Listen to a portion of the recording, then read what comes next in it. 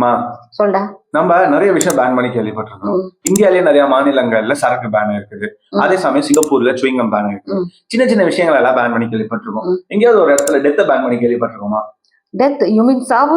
It's இயற்கை. அதை எப்படி நீ சாவாதீங்கன்னு சொல்ல முடியுமா? அதை எப்படி பேன் பண்ண முடியும்? ஆனா நார்வேல இருக்கக்கூடிய ஸ்வால்பான்ற ஒரு இடத்துல இதை பேன் பண்ணிருக்காங்க. இது அண்டார்டிக் ஓஷன்ல இருக்கக்கூடிய ஒரு நகரம். அண்டார்டிக் ஓஷனே நமக்கு நார்மலா தெரியும், -டிகிரில பனி படைஞ்ச ஒரு இடம். இங்க யாராவது செத்தாங்கன்னா அவங்கள புதைக்கும் போது அந்த பாடி மக்காது. அதுல இருக்கக்கூடிய பாக்டீரியாஸும் போக போறது இல்ல. 1918ல ஸ்பானிஷ் ஃப்ளூல செத்தவங்களோட பாடி எல்லாம் எடுத்து இவங்க ஆய்வு பண்ணி பாக்குறப்ப அந்த வைரஸ் சாகவே இல்லையா. சோ அப்பையில இருந்து என்ன பண்ணிருக்காங்க இவங்க 1950ல இருந்து இந்த ஒரு சட்டத்தை கொண்டு வந்திருக்காங்க. சத்து எந்த ஒரு பாடியும் அதுல புதைக்க கூடாது அப்படின்றதுனால. எனக்கு ஒரு டவுட்டா இதுல கேளு. இப்ப பிரெக்னென்ட் லேடிஸ் இல்ல எமர்ஜென்சி ஆக்சிடென்ட் இந்த மாதிரி நடக்குதுல, அந்த நேரத்துல என்ன பண்ணுவாங்களா இருக்கும்? இங்க நார்மலாவே ஹாஸ்பிட்டல் அந்த மாதிரிலாம் ரொம்ப பெரிய ஃபெசிலிட்டி எல்லாம் கிடையாது. எமர்ஜென்சி வார்டு ஆகட்டும், எமர்ஜென்சி சர்ஜரிஸ் ஆகட்டும், அந்த மாதிரி எந்த ஒரு விஷயமுமே பண்ண முடியாது. இது ஒரு சின்ன ஒரு டவுன், சின்ன ஒரு நகரம் தான்.